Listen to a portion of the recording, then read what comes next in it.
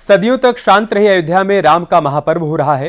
रामलला की प्राण प्रतिष्ठा की शुभ घड़ी पर सजी संवरी सुंदरतम अयोध्या अपने आराध्य की ही तरह मंत्रमुग्ध हो रही है।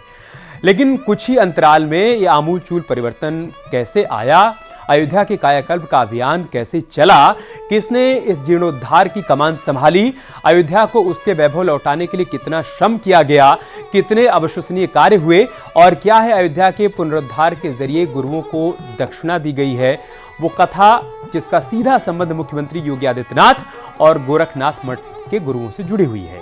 चलिए आपको दिखाते हैं अयोध्या के उद्धार से जुड़ी गुरु दक्षिणा वाली कथा।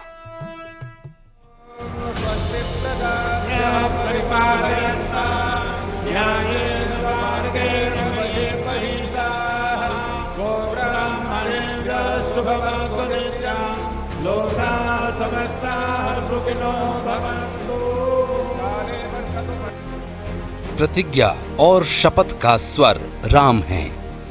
ऐसा स्वर जिसमें भारत का व्यक्ति मुक्ति की कामना करता है, अर्थात वो स्वर जो काशी में महादेव भोर से रात्रि तक अहर्निश दान कर रहे हैं, वो राम मंत्र ही तो है। राम राम सीता राम राम राम राजा राम। देवादिदेव महादेव जिनके नाम का वंदन करते हैं, भला उन महादेव के उपासक भगवान राम पर सर्वस्व न्योछावर क्यों न करें। इतिहास गवाह है, जब अयोध्या पर बर्बरता हुई, जब राम मंदिर को तोड़कर मस्जिद बनाई गई, जब अयोध्या युद्ध में गई, तो सबसे आगे भोले के यही नाथ खड़े थे और आखिरी लड़ाई को विजय तक इसी नाथ संप्रदाय के महंतों ने जारी रखा। महंत दिग्विजयनाथ, महंत अवैधनाथ, महंत योगी आदित्यनाथ। राम जन्मभूमि पर मंदिर टूटता है और वहाँ बाबरी मस्जिद बनाई जाती है। उसके ठीक थोड़े दिन बाद फिर औरंगजेब के समय में गोरखनाथ मंदिर पर आक्रमण होता है, गोरखनाथ मंदिर टूटता है, यहाँ के योगी उसकी तो ऑलरेडी गोरखनाथ मंदिर तो एक प्रकार से स्वयं भुक्तभोगी है।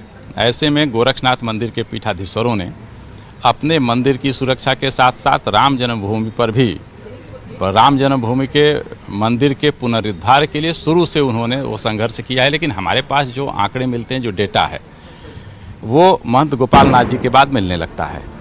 अयोध्या आंदोलन के पक्ष अनेक हैं, अनंत हैं। जब जब राम मंदिर आंदोलन की बात होगी, तब तब गोरक्षनाथ पीठ और इसके 3 महंतों का नाम सबसे ऊपर होगा।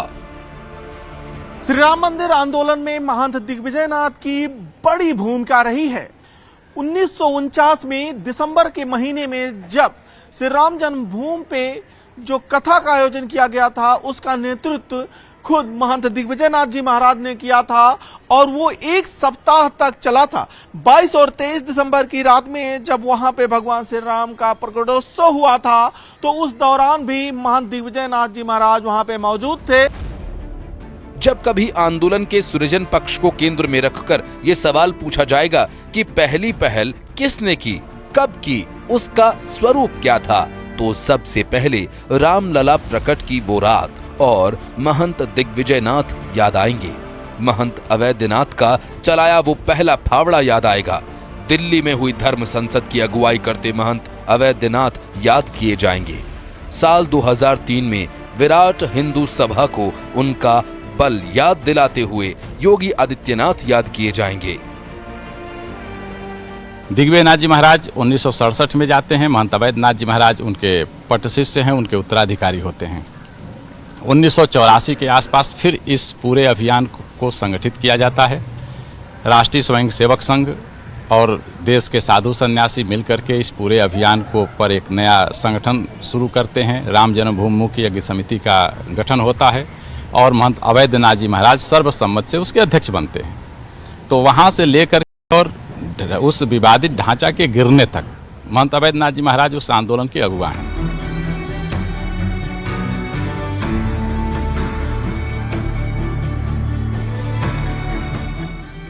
सीएम योगी राम के भक्त हैं, अयोध्या उनकी पूज्य है। इसके साथ ही योगी और अयोध्या में एक समानता है, उनकी गुरुओं की इस राम जन्मभूमि से जुड़ी आस्था। योगी आदित्यनाथ जिस गोरक्ष पीठ के पीठाधीश्वर हैं, उस पीठ की 5 पीढ़ियों ने राम जन्मभूमि मुक्ति यज्ञ का अनुष्ठान किया है। लोगों को प्रधानमंत्री जी ने बुलाया, बीपी सिंह जी ने, कि राम मंदिर का समझौता हो जाए, तो उसमें हम गए थे, हमारे गुरु जी महंत राम केवल दास जी गए थे अखाड़े के, और 10 से 12 दिन की यात्रा हुई। लेकिन मुसलमान लोगों ने कहा कि हम उस जहां हम लोग इबादत कर लेते हैं, फिर वो भूमि हमारी नीचे से लेकर आकाश तक हो जाती है।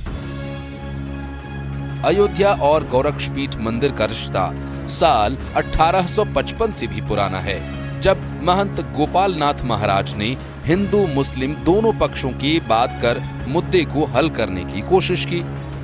गोपाल नाथ जी 1855 से लेकर के 1885 तक गोरक्षपीठ के पीठाधीश्वर हैं।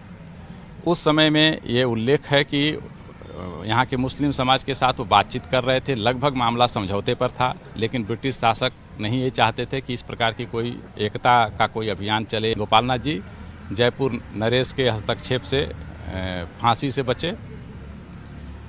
महंत गोपाल नाथ जी महाराज के बाद योगी राज बाबा गंभीर नाथ और ब्रह्मनाथ जी एक समय में हैं। इन दोनों ने भी राम जन्मभूमि आंदोलन के समय में वही भूमिका अदाई और गोपाल नाथ जी द्वारा चलाए गए अभियान को चलाते रहे। गोरखपीठ के महंत रहे गुरु गोपाल नाथ ने जन्मभूमि विवाद में समझौते की पहल भी की थी। गोपाल नाथ ने जन्मभूमि को हिंदुओं को सौंपने की अपील की थी।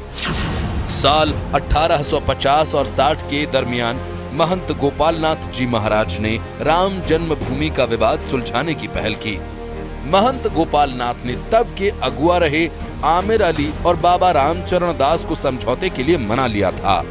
आमिर अली जन्मभूमि हिंदुओं को सौंपने के लिए तैयार हो गए थे, लेकिन अंग्रेजों के अड़ंगे से ये समझौता नहीं हो पाया। इसके बाद साल 1885 में अंग्रेजों ने आमिर अली और रामचरण दास को बागी घोषित कर दिया। गोपाल नाथ के बाद गोरक्षपीठ के महंत गंभीरानंद और ब्रह्मानंद ने भी जारी रखी बातचीत, लेकिन राम जन्मभूमि मुक्ति का अभियान को नई दिशा साल 1935 में मिली, जब गोरखपीठ के पीठाधीश्वर दिग्विजयनाथ जी बने।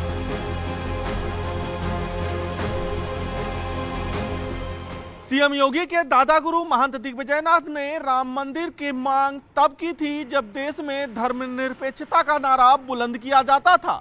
महंत दिग्विजयनाथ ने सड़क से लेकर सांसद तक मंदिर निर्माण के लिए अभियान चलाया था। महंत दिग्विजयनाथ को जन्मभूमि पर रामलला के प्राकट्य का एहसास हुआ था। जानकार कहते हैं कि उस रात महंत दिग्विजयनाथ अयोध्या में ही मौजूद थे। उन्हें रामलला प्रकट का भान अपनी साधना के चलते पहले ही हो गया था। इसी के बाद उन्होंने अयोध्या आकर भजन कीर्तन किया, साथ ही वो देश भर में राम मंदिर के लिए जन जागरण अभियान में जुट गए। 22-23 दिसंबर की रात जब रामलला का प्राकट्य होता है, महंत दिग्विजयनाथ जी महाराज उसके 1 सप्ताह पहले से अयोध्या में होते हैं। अखंड कीर्तन वहाँ पहले से चल रहा होता है। यदि दिग्विजयनाथ जी न होते और वहाँ के जिलाधिकारी न होते तो वो मूर्ति उस दिन हट जाती, लेकिन दिग्विजयनाथ जी के साथ लगभग 5000 सन्यासियों और साधुओं और सामाजिक कार्यकर्ताओं की जो फौज मंदिर को घेरे वहाँ हर कीर्तन कर रही थी, जिसके आधार पर जिलाधिकारी को ये कहने का अवसर मिला कि वो वहाँ से रामलला की मूर्ति नहीं हटा सकते। 1980 का दशक महंत अवैद्यनाथ और गोरक्षनाथ पीठ के लिए सबसे उथल-पुथल भरा साल रहा, क्योंकि इसी साल तमिलनाडु के मीनाक्षीपुर की घटना के बाद अवैद्यनाथ ने राजनीति से संन्यास की घोषणा कर दी और दक्षिण से शुरू किया गया दलित उत्थान आंदोलन तब देश में मंडल की राजनीति जोर पर थी।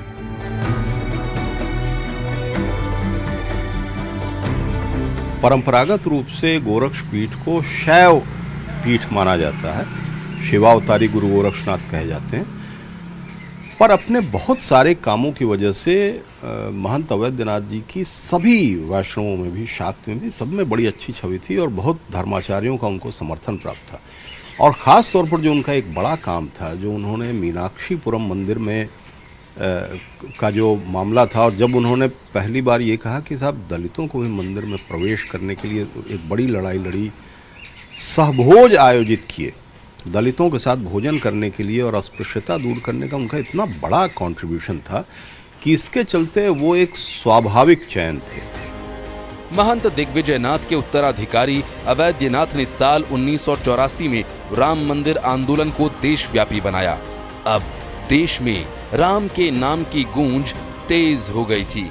एक तरफ विश्व हिंदू परिषद राम आंदोलन को मुद्दा बना रही थी, तो दूसरी तरफ मोर्चा संभाले थी गोरक्षनाथ पीठ और आंदोलन का सबसे प्रमुख चेहरा बनकर उभरे महंत अवैधनाथ। श्री राम जन्मभूमि मुक्ति यज्ञ समिति की गठन के बाद 7 अक्टूबर 1984 को सरयू तट से एक भव्य धार्मिक जुलूस निकला, जो 14 अक्टूबर 1984 को लखनऊ पहुंचा। कहते हैं बेगम हजरत महल पार्क के ऐतिहासिक सम्मेलन में लाखों लोग पहुंचे थे। इस साल की अगुवाई करने वाला चेहरा कोई और नहीं बल्कि सीएम योगी के गुरु महंत अवैधनाथ ही थे। कहते हैं कि इस सम्मेलन से तत्कालीन सरकार हिल गई। महंत के नेतृत्व में एक प्रतिनिधिमंडल ने मुख्यमंत्री नारायण दत्त तिवारी से मुलाकात कर मांग पत्र सौंपा। 1984 से लेके ऑनवर्ड जब तक वो रहे तो दो चीजें आप खास तौर पर पाएंगे। पहला ये कि उनको सबका विश्वास और सबका समर्थन हासिल था। दूसरा, इस आंदोलन को उन्होंने सर्व समाज का आंदोलन बना दिया। आपने भी चर्चा की, जो कामेश्वर चौपाल जो दलित थे उनसे शिलान्यास या भूमि पूजन कराने का, ये कोई एक वो पॉलिटिकल गिमिक के लिए नहीं कर रहे थे, उनकी ये हिस्ट्री थी। बदलते वक्त के साथ हालात बदल रहे थे। राम मंदिर आंदोलन की चिंगारी अब पूरे देश में फैल रही थी, जिसे नई धार मिली एक महासम्मेलन से। महंत अवैधनाथ की अध्यक्षता में सितंबर 1989 में दिल्ली में विराट हिंदू सम्मेलन हुआ। यहीं 9 नवंबर 1989 को जन्मभूमि पर शिलान्यास करने की घोषणा की गई। अवैधनाथ ने दलित समाज से आने वाले कामेश्वर चौपाल से शिलान्यास कराकर श्री राम जन्मभूमि आंदोलन को नया रुख दिया। 23 जुलाई 1992 को महंत अवैधनाथ के नेतृत्व में संतों और विश्व हिंदू परिषद का एक प्रतिनिधिमंडल तत्कालीन प्रधानमंत्री पीवी नरसिम्हा राव से मिला था। 6 दिसंबर 1992 को कार सेवा के समय भी महंत अवैधनाथ अयोध्या में मौजूद थे। उसके बाद महंत अवैधनाथ जी का भाषण हुआ। थोड़ा उनका भाषण जो है आक्रामक था। उन्होंने पुरानी चीज़ों को बताना शुरू किया कि कितने बार आक्रमण हुए, कितने लोग शहीद हुए इस जन्मभूमि को के लिए। उनके भाषण के पश्चात तो हमको लगता है कि श्री रामचंद्र परमहंस जी के जबान पर सरस्वती आ गई थी। यानी बाबर की बर्बरता के बाद से विवादित ढांचे के विध्वंस तक योगी के गुरुओं ने लगातार आंदोलन की कमान को संभाले रखा, नई धार दी। फिर वक्त बदला, गोरक्षनाथ पीठ की कमान महंत योगी आदित्यनाथ के हाथ में आई। अब इतिहास ही नहीं, अयोध्या का भूगोल भी बदलने वाला था।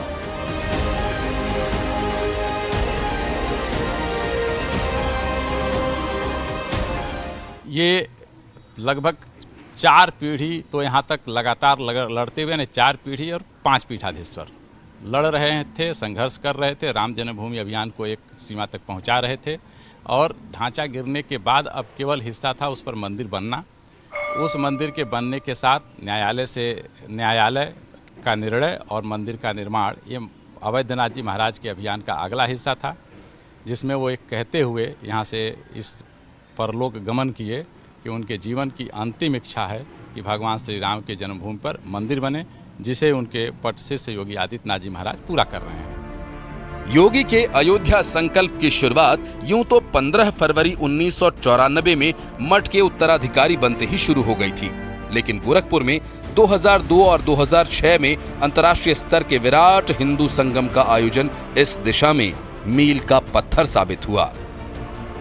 यानी दिग्विजयनाथ जी और अवैधनाथ जी के संयुक्त स्वरूप योगी आदित्यनाथ जी महाराज हैं। योगी आदित्यनाथ जी महाराज ने गोरक्षपीठ के उन सभी अभियानों को, चाहे वो सामाजिक परिवर्तन का अभियान रहा हो, सांस्कृतिक राष्ट्रवाद का अभियान रहा हो, शिक्षण और चिकित्सा संस्थाओं के सेवा का अभियान रहा, जो भी गोरक्षपीठ के महंत या गोरक्षपीठाधीश्वरों की परंपरा ने जो भी चीज़ें शुरू की थी, उसे बखूबी उन्होंने आगे बढ़ाया। इसमें श्री राम जन्मभूमि को भी उन्होंने उसी रूप में लिया जिस रूप में महंत दिग्विजयनाथ जी महाराज, महंत अवैधनाथ जी महाराज लेकर के चल रहे थे, और उन्होंने भी इसको अपने जीवन का मिशन बनाया। जिन महंतों ने राम मंदिर आंदोलन के लिए अपना सर्वस्व न्यौछावर कर दिया, योगी उन्हीं अवैधनाथ के उत्तराधिकारी हैं, जिन्होंने अपने गुरुओं के नक्शे कदम पर चलते हुए राम से और अयोध्या से अपना अटूट नाता बनाए रखा। अयोध्या को नई लय देकर, नई शक्ल देकर योगी आदित्यनाथ ने अपने गुरुओं को दक्षिणा दी है। इसलिए गोरक्ष पीठ के पीठाधीश्वर और यूपी के सीएम योगी आदित्यनाथ के रामकाज के काम का बखान हर राम भक्त कर रहा है। आगे हम योगी के उस संकल्प को साकार होता देखेंगे जिसने अयोध्या को न सिर्फ संवारा बल्कि ग्लोबल लेवल पर नई ख्याति दिलाई। Bureau report, news 18।